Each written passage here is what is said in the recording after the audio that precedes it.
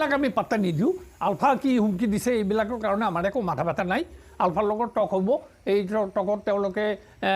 যিটো গ্ৰুপে আলোচনা বিচাৰিছে তেখেতে লগতে দিল্লীত আলোচনা হ'ব দুই এক দিনৰ ভিতৰত অসমৰ স্বাৰ্থত হ'ব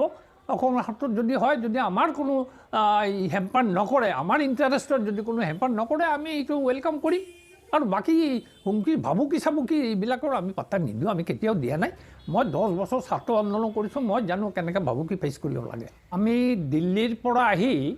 দিল্লীত আমি prime minister home minister president of ইণ্ডিয়াক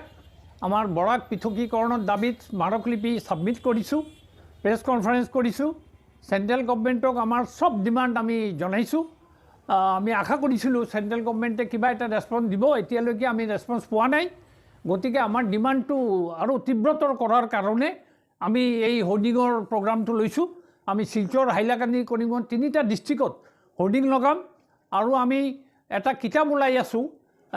এই পৃথকীকৰণৰ কাৰণে historical geographical social economical and political reasons behind the separation আমি এটা 5 লক্ষ কিতাপ আমি ওলাম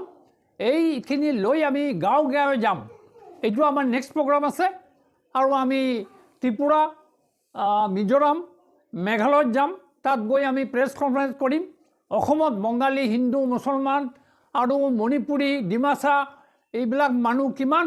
কষ্টত আছে আমি কিমান ডিপ্ৰাইভ হৈ আছোঁ অসমত থাকি সেইটো লৈ আমি তাতে পাব্লিচিটি কৰিম আমি তাৰ চিফ মিনিষ্টাৰৰ লগতো 3টা ষ্টেটৰ চিফ মিনিষ্টাৰৰ লগতো কথা পাতিম আমাৰ ডিমাণ্ড যেতিয়ালৈকে ফিল আপ নহ'ব আমাৰ আন্দোলন চলিয়ে থাকিব এইটো আমি গণসমৰ্থন আমাৰ আছে আমাৰ 99.9% মানুহৰ সমৰ্থন আছে ইনক্লুডিং বিজেপি CPM কংগ্ৰেছ সকল পাৰ্টি আমাৰ লগত গোপনে যোগাযোগ কৰি আছে বহুত MLA যোগাযোগ কৰি আছে তেখেতৰ ছাপোৰ্ট আছে কিন্তু তেখেতে অপেনলি ক'ব পৰা নাই আমাক সহায় কৰি আছে গতিকে এইবিলাকৰ কাৰণে চিন্তা কৰিব নালাগে